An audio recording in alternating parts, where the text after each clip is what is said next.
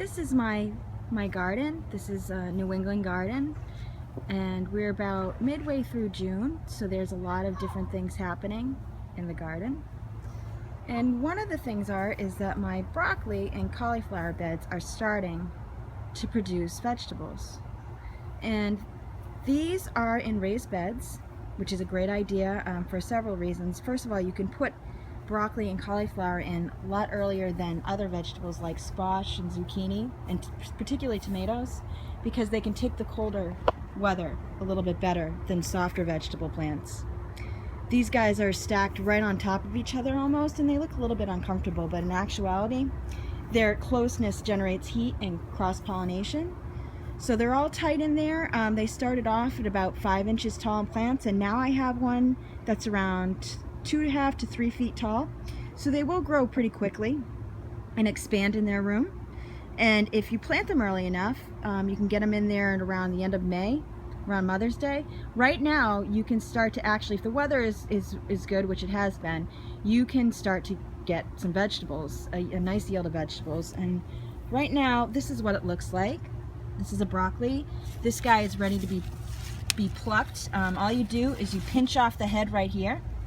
You can see, and then off of these little spikes right here, new vegetables will start to grow. So you don't have to worry about if it's not going to regrow any more vegetable after you take the first head off. It will continuously keep going throughout the season.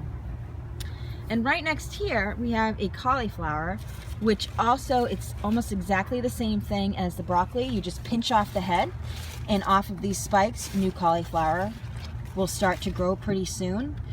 You'll be able to tell immediately the difference between growing your own broccoli and growing your own cauliflower compared to vegetables that you buy in the grocery store. They obviously taste a lot fresher, but they also cook better. They browned better, and they have a lot more retainment of water, so that the taste is it's a lot better than the regular things you might buy at Stop and Shop and even places like Whole Foods. So if you have a small plot of land, you can very easily plant your own crop. Now these things, if you see, these are called critter guards. They're very important for gardeners who have wooded areas, a lot of animals in the area.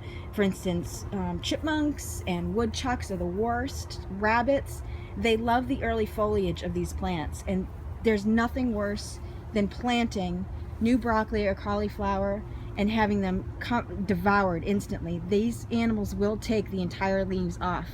They will only leave the stem. So you want to protect them as best as possible.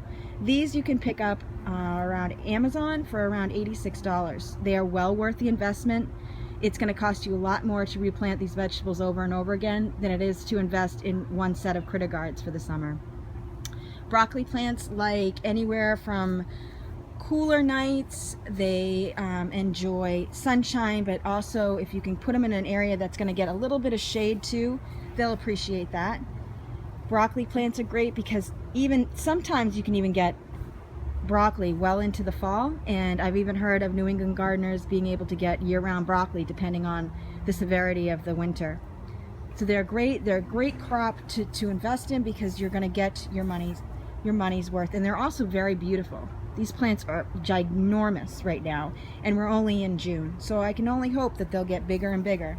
We've already picked a couple heads off, and they're delicious. These varieties are very simple, generic. You can pick them up at your local nursery, or you can pick them up even at a Home Depot. And again, they're very easy to grow. So if you have a fickle green thumb, broccoli and cauliflower are the best to invest in. All you need is Miracle-Gro, a nice organic soil, and you'll see these heads rise almost instantly. You also want to be careful about any bugs spraying that you do. These guys do get nipped every now and then, but it's not going to hurt the vegetable.